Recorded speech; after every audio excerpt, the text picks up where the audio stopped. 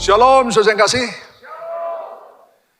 Khotbah saya hari ini saya beri judul Setia sampai mati. Siapa yang mau masuk surga? Oh, kita semua mau masuk surga. Kalau enggak, sudah ada di sini. Katakan kiri kanan, setia sampai mati. Saudara, ada 3 hal tentang kesetiaan yang akan kita pelajari pada pagi hari ini. Apa saja ketiga hal itu? Yang pertama, kesetiaan adalah salah satu sifat Allah. Dan kesetiaan itu merupakan buah dari Roh Kudus. Ayatnya bisa kita baca di dalam 1 Korintus pasal 1 ayat 9. Allah yang memanggil kamu kepada persekutuan dengan anaknya, Yesus Kristus Tuhan kita, adalah setia. Paulus menuliskan pada jemaat di Korintus bahwa Allah Bapa adalah setia. Katakan, Allah adalah setia. Saudara, salah satu sifat Allah adalah setia. Allah itu setia. Sifat yang lain, Allah itu penuh dengan kasih. Allah itu panjang sabar, Allah itu murah hati, dan seterusnya. Jadi kesetiaan adalah salah satu sifat dari Allah. Dan kesetiaan adalah salah satu buah Roh Kudus. Seperti yang tertulis di dalam Galatia pasal 5 ayat 22. Tetapi buah Roh ialah kasih, sukacita, damai sejahtera, kesabaran, kemurahan, kebaikan, kesetiaan, kelemah lembutan, penguasaan diri dalam ayat 23. Buah Roh itu adalah karakter Kristus, sifat Kristus, dan sifat Kristus itu sama dengan sifat Bapa. Katakan amin. Jadi di sini kita lihat bahwa salah satu sifat Allah itu adalah kesetiaan. Di samping Allah adalah kasih, sabar, murah hati, dan seterusnya. Saudara, karena Allah setia, kita harus setia. Katakan, karena Allah setia, saya harus setia. Allah setia dalam hal apa? Mari kita lihat Mazmur 145 ayat 13. Kerajaanmu ialah kerajaan segala abad, dan pemerintahanmu tetap melalui segala keturunan. Allah setia dalam segala perkataannya, dan penuh kasih setia dalam segala perbuatannya. Jadi Allah setia dalam segala perkataannya, dan penuh kasih setia dalam segala perbuatannya. Saudara, setia itu artinya berpegang teguh pada janji. Kalau engkau orang yang setia, engkau akan berpegang teguh pada janji. Kalau engkau sudah berjanji, engkau akan pegang teguh. Ya, sekuat tenaga. Itu orang yang setia. Kalau orang yang tidak setia, sudah berjanji, lewat saja sudah. Dia tidak peduli, dia tidak pegang teguh janjinya. Tapi kalau saudara orang setia, engkau berpegang teguh pada apa yang engkau janjikan. Apalagi Allah. Allah adalah setia. Allah setia dalam segala perkataannya. Kalau Allah sudah bicara, berfirman, dia pasti tepati janjinya. Karena Allah adalah setia. Karena itu jangan pernah ragu, saudara. Ya. Di dalam Alkitab, ini ada begitu banyak janji Allah. Dan kalau Allah sudah berjanji, dia pasti menepati. Karena Allah adalah setia. Saudara, dengar baik-baik ya. Karena sifat Allah adalah setia, kalau Allah tidak setia, dia mengingkari kodratnya sendiri. Halo? Ya, Allah adalah kasih. Kalau dia tidak kasih, dia mengingkari kodratnya sebagai Allah. Allah adalah setia. Kalau dia tidak setia, dia mengingkari kodratnya sebagai Allah. Itu tidak mungkin. Ya, Allah setia dalam segala perkataannya. Kalau Allah sudah berfirman, berjanji, pasti ditepati. Masalahnya, kenapa kok seolah kadang-kadang tidak ditepati atau sering tidak ditepati? Masalahnya di kita, bukan di Allah. Orang kalau berjanji berapa orang? Perjanjian pasti melibatkan orang-orang yang 2 orang, saudara. Ya. Nah, Allah selalu menepati janjinya. Ya, tidak mungkin tidak menepati janjinya. Tapi kita, pihak kedua, seringkali tidak menepati janji kita. Seperti firman Allah di dalam Ulangan pasal 28. Bila engkau baik-baik mendengarkan suara Tuhan Allahmu dan melakukan dengan setia segala perintahnya yang kusampaikan padamu pada hari ini, maka berkat ini akan datang kepadamu. Diberkatilah engkau di kota, diberkati engkau di ladang, dan seterusnya. Jadi, janji Allah pasti ditepati. Berkat itu pasti turun, katakan pasti turun. Tapi kitanya, pihak kedua, seringkali tidak menepati janji. Kita tidak setia, kita tidak melakukan dengan setia segala perintah Tuhan. Kita tidak mendengarkan perintah Tuhan dan seterusnya.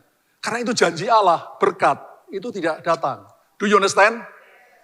Karena itu, ini pegang baik-baik, saudara. Allah adalah setia. Saudara dan saya bisa memegang janji Allah. Dan saya sudah alami. Janji-janji Allah. Setiap perjanjian dalam Alkitab. Setiap pasal ayat baris ku punya. Ku berharap cintanya Allah. Tiap perjanjian Allah ku punya. Saya sudah saksikan sendiri, sudah mengalami sendiri. Setiap janji Allah dalam Alkitab, itu pasti digenapi. Kalau tidak digenapi, itu karena kita yang salah. Kita tidak melakukan bagian kita dalam perjanjian. Karena itu tidak digenapi. Karena itu, dengar baik-baik. Siapa yang mau diberkati? Siapa yang mau disertai? Dijaga, dilindungi Allah. Katakan, lakukan bagian kita. Maka Allah pasti melakukan bagiannya. Berikan tepuk tangan bagi Tuhan. Dan dikatakan Allah itu penuh kasih setia dalam segala perbuatannya. Maksudnya apa? Seperti seorang bapak yang baik. Itu pasti penuh kasih setia dalam segala perbuatan kepada anaknya. Benar atau benar? Tidak mungkin seorang bapak yang baik punya maksud yang jahat pada anaknya, itu tidak mungkin. Kalaupun seorang bapak harus memukul anaknya, menghajar anaknya dengan tujuan yang baik, supaya anaknya menjadi anak yang taat, anak yang menurut dan sebagainya. Tidak ada bapak yang baik itu punya rencana yang jahat pada anaknya, enggak ada. Ya. Semua yang dilakukan oleh seorang ayah yang baik pasti penuh dengan kasih setia kepada anaknya, apalagi bapak di surga. Saudara, kalau engkau sungguh anak Allah, enggak ada perbuatan bapak yang bukan dengan tujuan untuk kebaikan kita. Do you understand? Karena itu berikan tepuk tangan yang hebat bagi dia. Haleluya. Perkataannya setia. Perbuatannya penuh dengan kasih setia. Karena dia Bapa yang maha baik bagi setiap kita. Next. Saudara, Mazmur 91 kita selalu bacakan setiap hari Minggu. Nah, di dalam Mazmur 91 ayat 4. Di sana dikatakan dengan kepaknya ia akan menuduhi engkau. Di bawah sayapnya engkau akan berlindung. Kesetiaannya ialah perisai dan pagar tembok. Dunia semakin lama semakin menakutkan. Begitu banyak kejahatan, begitu banyak hal-hal yang sangat mengerikan, saudara ya. Kalau kita membaca surat kabar, menonton televisi atau mendengar berita-berita, mungkin di multimedia dan sebagainya, sangat-sangat mengerikan. Semakin lama semakin menakutkan. Tapi mau saya katakan, jangan takut. Katakan jangan takut. Kenapa? Karena kita punya Allah yang luar biasa. Kesetiaannya ialah perisai dan pagar tembok. Perisai itu menahan kekuatan musuh. Pagar tembok untuk melindungi kita. Berikan tepuk tangan bagi Tuhan. Haleluya. Dan dikatakan dengan kepaknya, dia akan menuduhi engkau. Di bawah sayapnya engkau akan berlindung. Saudara, seperti seekor induk ayam. Anak-anaknya akan berlindung di bawah kepak sayap induknya. Saya pernah lihat, saudara, seekor di video, seekor induk ayam. Itu menjaga anak-anaknya di bawah kepak sayapnya. Lalu diserang oleh seekor elang. Itu ayam berani melawan elang, saudara. Ya memang elangnya nggak besar, saudara ya. Kalau besar dia pasti koit, saudara. Ya. Tapi induk ayam itu berani melawan elang, ya, yang mau menyerang anak-anaknya. Kalau ayam bisa kalah, saudara. Tapi Allah kita itu tidak mungkin kalah. Karena dia adalah Allah yang maha kuasa. Kalau kita berlindung di bawah kepaknya, kita pasti menang. Kita pasti aman, kita pasti selamat. Haleluya. Saudara, jadi sekali lagi, yang pertama kita perlu mengerti, Allah yang kita sembah adalah Allah yang setia. Karena dia setia, kita juga harus menjadi orang yang setia. Yang percaya katakan amin. Kita masuk bagian kedua. Apa hasilnya kalau kita setia? What will happen? If we are faithful. Apa hasilnya kalau kita jadi orang yang setia? Mari kita baca Mazmur 18 ayat 26. Terhadap orang yang setia engkau berlaku setia. Terhadap orang yang tidak bercela engkau berlaku tidak bercela. Firman Tuhan berkata Allah membalas kita menurut kesucian tangan kita. Hello? Allah membalas kita menurut kesucian tangan kita. Maksudnya menurut perbuatan kita. Ya, bukan menurut iman kita. Ya, saya beriman begini. Loh, perbuatanmu gimana? Kalau dari imanmu itu engkau berbuat sungguh-sungguh, ikut Tuhan, kau setia, biarpun tidak sempurna. Ya kalau saya bilang setia, bukan berarti kita sudah sempurna, belum saudara. Ya, belum ada yang sempurna, tapi kita sungguh-sungguh mengikut Dia, sungguh-sungguh mencari Dia, sungguh-sungguh takut akan Tuhan. Nah, kepada orang yang setia, Tuhan berlaku setia. Karena Tuhan memperlakukan kita sesuai dengan kesucian tangan kita. Jadi saudara, kalau saya ini lihat kadang-kadang atau banyak anak Tuhan yang merasa Tuhan itu tidak setia. Merasa Tuhan itu tidak cinta pada aku. Tuhan itu begini, begitu, begini, begitu. Periksa dulu dirimu, saudara. Tuhan sudah lebih dahulu memberikan, mengasihi kita. He first loved me, because he first loved me. Karena dia lebih dahulu mengasihi kita. Bahkan rela mati bagi kita. Tapi setelah itu, apakah kita menanggapi kasihnya? Dengan hidup takut akan Tuhan. Dengan hidup menurut perintahnya. Biarpun kita belum sempurna. Ya kalau saya bilang begini, saudara bilang, loh Pak, Bapak sendiri gak sempurna. Ya, saya belum sempurna. Karena kita masih darah dan daging, saudara. Tapi saya berusaha hidup sempurna. Saya berusaha hidup sungguh-sungguh ikut Dia. Berusaha hidup setia. Saudara, dan kalau kau lakukan itu, engkau akan lihat Allah yang kita sembah adalah Allah yang setia. Apa yang Dia janjikan, itu ya dan amin. Pasti digenapi. Dan Tuhan penuh kasih setia dalam segala perbuatannya kepada orang-orang yang setia kepadanya. Do you understand? Berikan tepuk tangan bagi Tuhan. Haleluya. Next. Mazmur 37 ayat 3-4. Percayalah pada Tuhan dan lakukanlah yang baik. Diamlah di negeri dan berlakulah setia. Percaya sama Tuhan. Lakukan yang baik. Lakukan apa yang Tuhan kehendaki. Biarpun kita belum sempurna. Diam di negeri dan berlaku setia. Setia, jangan lari dari Tuhan. Banyak orang masalah sedikit lari dari Tuhan. Tuhan tidak baik. Tuhan tidak adil. Tuhan begini begitu. Periksa dirimu sendiri, saudara. Apakah kau sudah setia sama Tuhan? Apakah hidupmu menyenangkan hati Tuhan? Kalau engkau berlaku setia dan bergembira karena Tuhan, maka ia akan apa, saudara? Memberikan apa yang diingini hatimu. Saudara, kita semua punya keinginan. Benar atau benar? Tapi kalau orang yang takut Tuhan, orang yang intim dengan Tuhan, keinginannya itu tidak macam-macam. Tidak aneh-aneh, saudara. Tuhan, saya kepengen punya helikopter, Tuhan. Supaya semua orang lihat, wah saya hamba Tuhan yang diberkati Tuhan. Bisa punya helikopter. Itu kan omong kosong. Apa gunanya? Ya, untuk sombong-sombongan. Supaya orang lihat kita, wah hebat, hebat.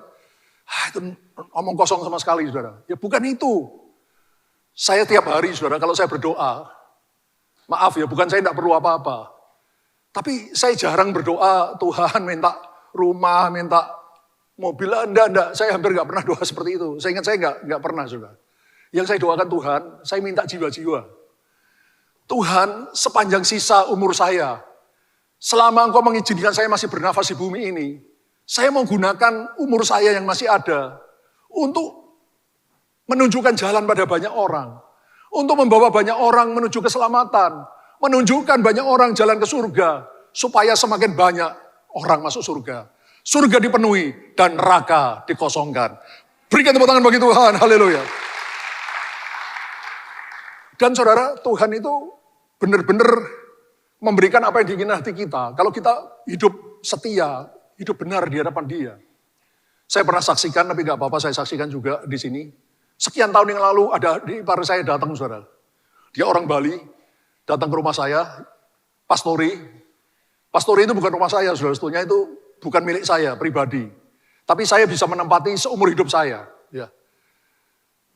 Cuma saya tidak bisa wariskan pada anak-anak saya karena itu bukan rumah saya pribadi, saudara. Nah, ketika adik ipar saya datang dari Bali, dia bilang sama saya, Ko Yongki ingat enggak? Dulu sekali itu. Ketika Ko Yongki masih lebih muda, Ko Yongki itu pernah ngomong sama saya. Ya, adik ipar saya namanya Kadek, saudara. Kadek itu orang Bali, ya, orang Bali asli.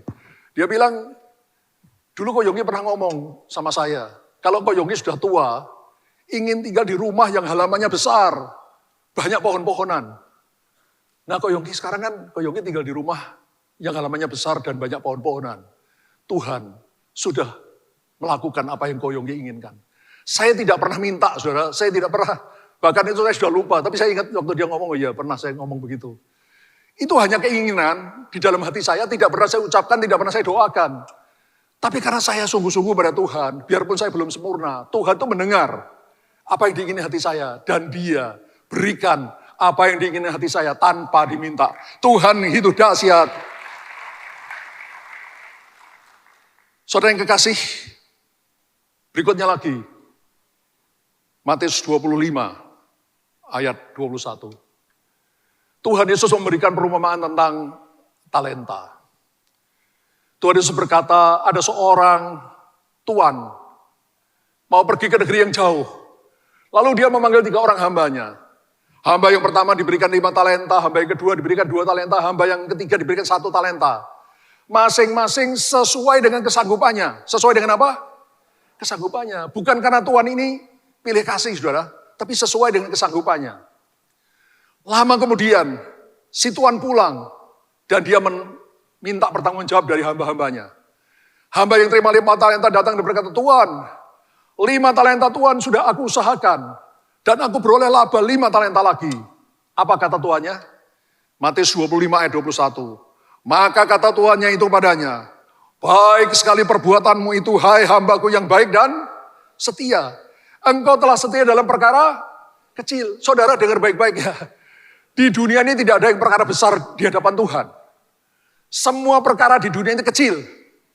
Biarpun saudara mungkin jadi pendeta besar, jemaatmu ratusan ribu atau jutaan, itu perkara kecil di hadapan Tuhan. Katakan amin.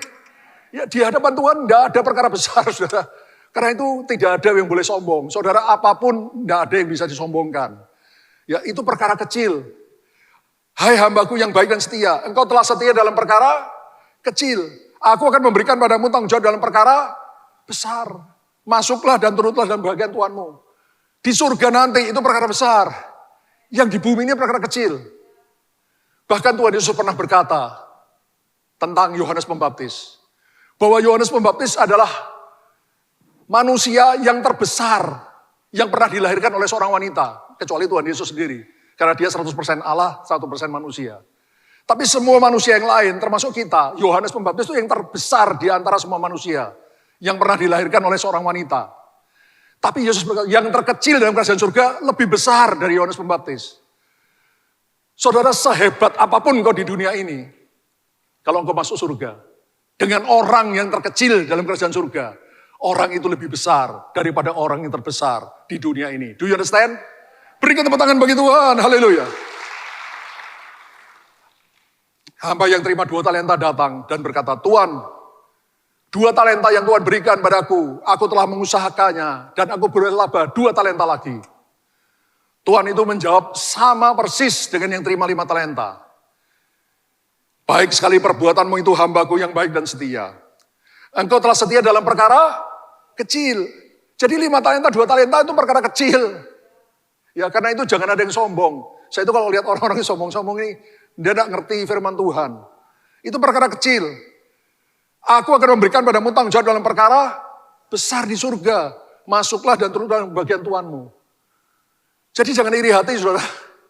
Apakah kau terima 5 talenta, 2 talenta, atau 1 talenta, itu tidak apa-apa. Sesuai dengan kesanggupanmu.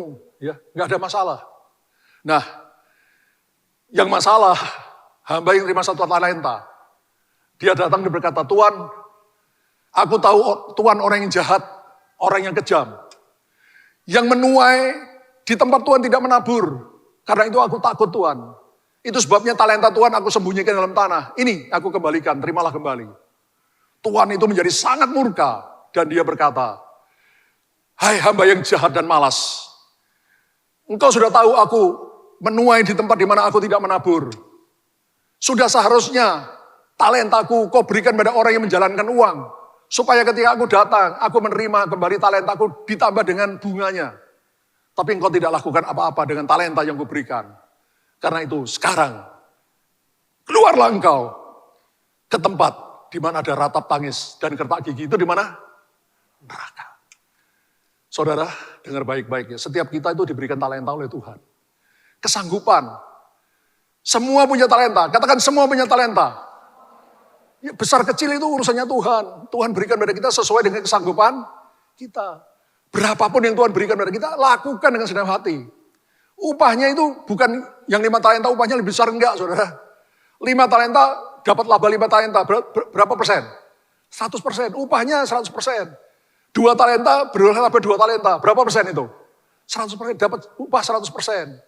Tapi yang 1 talenta, kalau dia usahakan dapat 1 talenta lagi, sama upahnya dengan yang besar, saudara. Ya, tapi hamba ini jahat, malas, iri hati kepada yang punya talenta lebih. Dan akibatnya dia dihukum oleh Tuhan. Do you understand?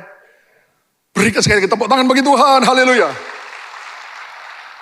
Saudara sebetulnya kalau makin sudah ngerti firman Tuhan, ini saya makin lama nggak ada yang aneh-aneh di dunia, nggak ada.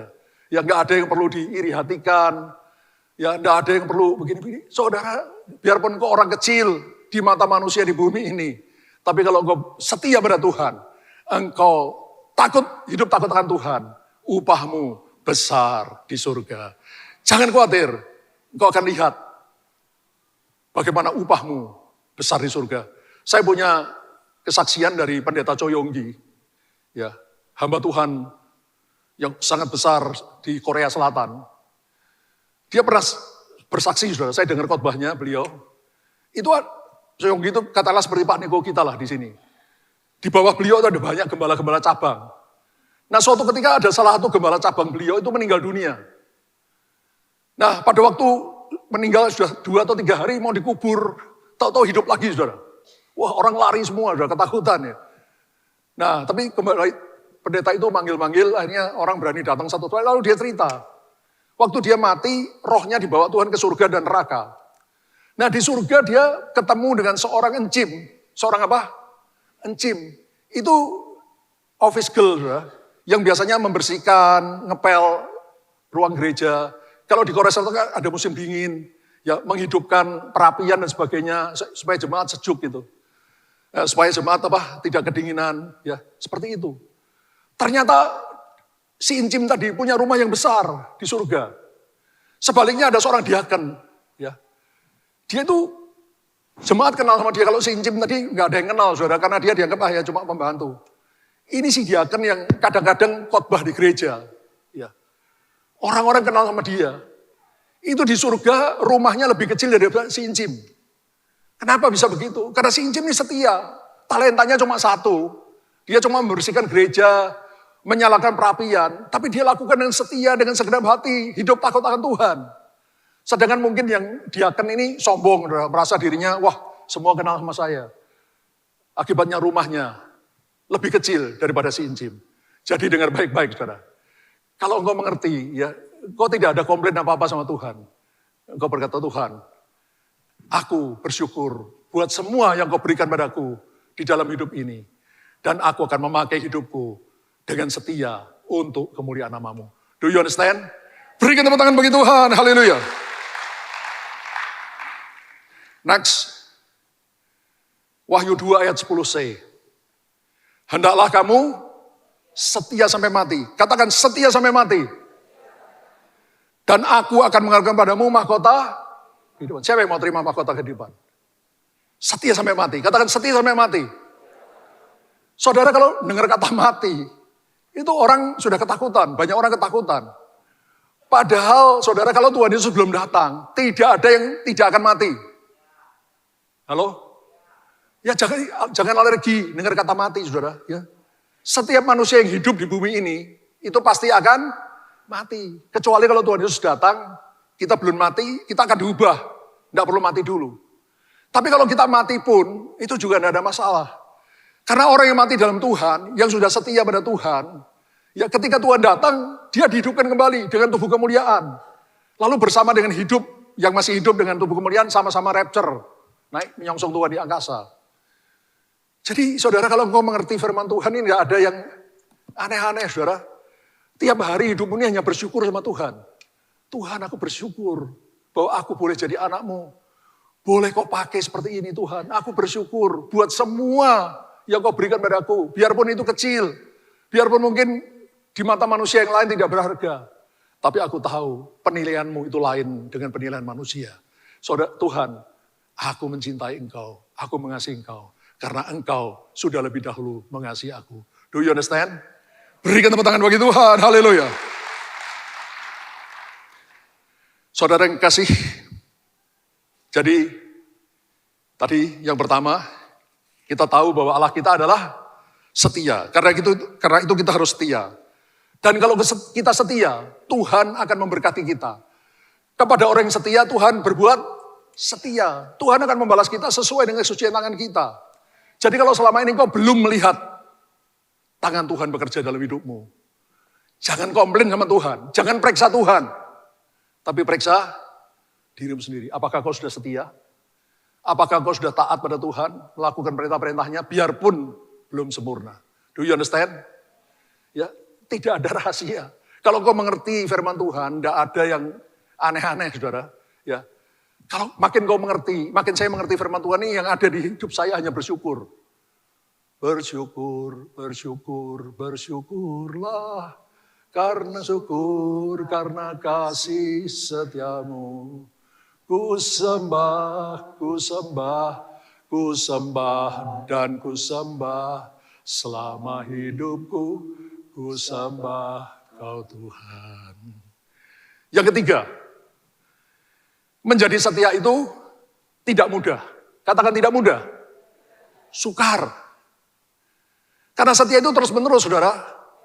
Ya, kalau kau tidak setia, hari ini kau setia, besok kau tidak setia terus-terus. Enggak. Setia itu terus menerus, konsisten. Berpegang teguh pada janjimu kepada Tuhan. Tuhan, aku anakmu, aku akan hidup menyenangkan hatimu terus. Sekalipun kadang-kadang kita gagal, enggak apa-apa, bangkit lagi terus berjalan. Menjadi setia itu tidak mudah, karena memerlukan ketekunan. Memerlukan apa? Ketekunan, kesungguhan, tekad yang bulat. Dan dengan pertolongan Tuhan, bukan dengan kekuatan kita. Ya kekuatan kita tidak seberapa, saudara. Ya, tapi kalau dengan pertolongan Tuhan, pasti kita sanggup. Amsal 24 ayat 10a, 16a menuliskan, sebab 7 kali orang benar jatuh, namun ia bangun kembali. Ya, orang benar bisa jatuh. Setinggi apapun tingkat rohani, saudara masih bisa jatuh. Ya karena itu setiap hari, saudara, setiap pagi, kalau saya bersaat teduh, saya periksa diri. Tadi apa lagunya? Periksa aku Tuhan tadi. Jiwaku terbuka untukmu Tuhan. Selidiki, nyatakan segala perkara, singkapkan semua yang terselubung, supaya ku layak di hadapanmu Tuhan. Itu yang saya lakukan tiap hari, saudara. Kalau saya bersaat teduh, saya periksa diri. Tuhan, apakah ada kesalahan yang sudah kulakukan kemarin atau hari sebelumnya? Mungkin ada perkataan, ada pikiran yang tidak baik Tuhan, ada perbuatan yang keliru. Nyatakan Tuhan, nyatakan supaya aku hidup benar di hadapan-Mu. Jangan ada topeng. Saudara kemarin Pak Niko dalam MDPJ mengatakan jangan ada topeng. Ya kita ini suka pakai topeng. Wah di sini kelihatannya malaikat. Ini malaikat Yongki nih. Itu omong kosong. Saudara jangan haus pujian manusia. Manusia itu memuji kita kalau dia sedang senang sama kita. Tapi kalau nanti ada selek, ada masalah, wah Pak Yongki hebat. Ada masalah Pak Yongki jelek, Pak Yongki jahat dan sebagainya. Dambakan pujian Tuhan. Saudara, karena itu jangan ada topeng. Ya enggak usah pakai topeng, buat apa sih? Topeng terbuka kita malu, saudara. Ya, biasa saja. Tiap hari datang sama Tuhan. Kita tahu kita belum sempurna. Kita masih punya kekurangan, karena itu datang tiap hari. Selidiki aku Tuhan, periksa hatiku. Kalau ada yang salah, ada yang tidak berkenan padamu, ampuni aku, pulihkan aku, sucikan aku. Hanya gitu, saudara. Maka hidupmu akan terus dituntun oleh Tuhan. Amin. Dan jangan khawatir, saudara. Firman Tuhan berkata, kalau kita jatuh, pasti akan diangkat kembali. Karena Tuhan menopang tangan kita. Mazmur 37 ayat 23-24. Tuhan menetapkan langkah-langkah orang yang hidupnya berkenan kepadanya.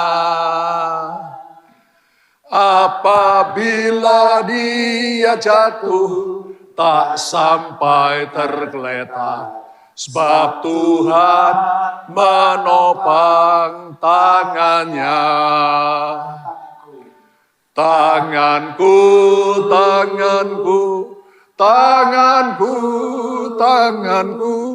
sebab Tuhan menopang tanganku.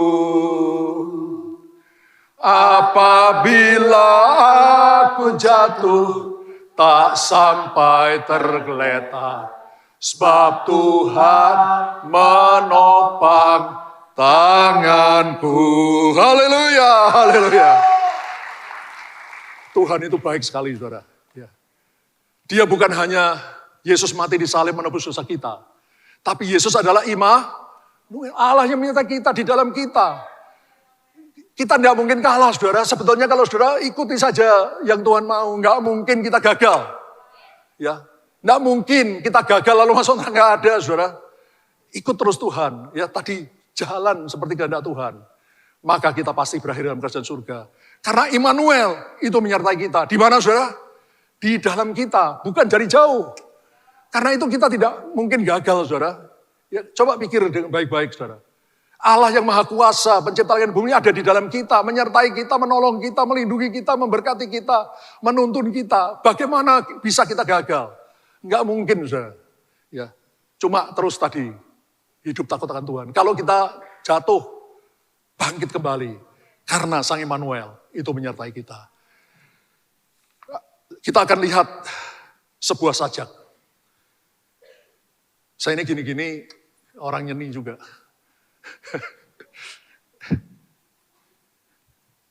Ya, sajaknya, Allah berkuasa, aku akan setia. Apakah bermasalah bila awan gelap menggantung di langit? Apakah bermasalah bila angin kencang bertiup? Apakah bermasalah bila aku tidak tahu apa alasan semuanya ini terjadi? Kenapa ada awan, ada angin kencang bertiup? Apakah bermasalah bila semuanya itu terjadi? Tidak bermasalah. Karena Allah berkuasa. Tidak masalah, saudara, karena kita tahu Allah berkuasa. Karena itu aku akan tetap setia. Apakah bermasalah bila sahabatku, teman-temanku hanya sedikit? Apakah bermasalah siapa mereka itu yang jadi temanku? Dan di mana teman-temanku itu berada? Apakah bermasalah apa yang orang katakan atau perbuat kepada diriku? Apakah bermasalah apa yang Allah suruh untuk aku lewati dalam hidupku ini? Tidak bermasalah. Karena Allah berkuasa. Itu sebabnya aku akan tetap setia. Apakah bermasalah bila hidup ini singkat? Apakah bermasalah bila aku mengalami penderitaan dalam hidup ini? Aku di dalam juru selamatku, Yesus Kristus, selalu menemukan pertolongan. Aku dalam sukacitaku berkata, dia Yesus adalah pemimpinku. Sehingga dia bisa memimpin aku kemanapun dia kehendaki. Allah berkuasa, karena itu aku akan setia. Tidak masalah bila aku harus berserah, menyerahkan diriku, hidupku kepada Tuhan. Tidak masalah bila api penderitaan memurnikan aku. Agar aku menjadi serupa dan segambar dengan dia, Sang Kristus Yesus. Dengan iman aku akan mendekap tangan kasih-Nya. Karena Allah berkuasa, maka aku akan tetap setia. Mari kita saksikan video ini. 'Twas grace that taught my heart to fear, and grace my fears relieved. How precious did that grace appear the hour I first believed. My chains are gone, I've been set free. My God, my Savior, His ransomed me.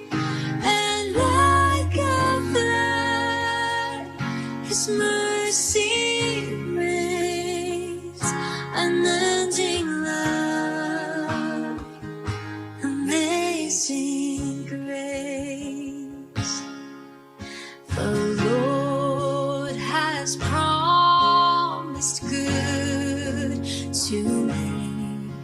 His word my hope secures. He will my shield and portion be, as long as life endures. Berikan tepuk tangan bagi Tuhan. Ikut Tuhan itu proses. Menjadi setia itu proses, tidak ujuk-ujuk kita setia. Menjadi anak Tuhan yang dewasa rohani, itu melalui proses. Tapi dengar baik-baik saudara. Saya berani ngomong, saya sudah alami. Biarpun kadang-kadang jatuh bangun. Rasanya sakit, mungkin menderita. Tapi kalau engkau terus ikut dia, jatuh, engkau bangkit kembali. Karena Tuhan menopang engkau. Karena Immanuel ada di dalammu. Saya berani jamin 1000%. Kita pasti akan keluar sebagai pemenang. Bahkan lebih daripada pemenang. Berikan tepuk tangan bagi Tuhan. Ingat seberapa berat pun perjuangan kita untuk bisa tetap setia. Yesus sudah lebih dahulu setia sampai mati di atas kayu salib. Karena itu hendaklah saudara dan saya ikut Tuhan setia sampai mati. Sampai nafas ini meninggalkan kita atau sampai kita rapture bersama-sama. Berikan tepuk tangan bagi Tuhan. Haleluya.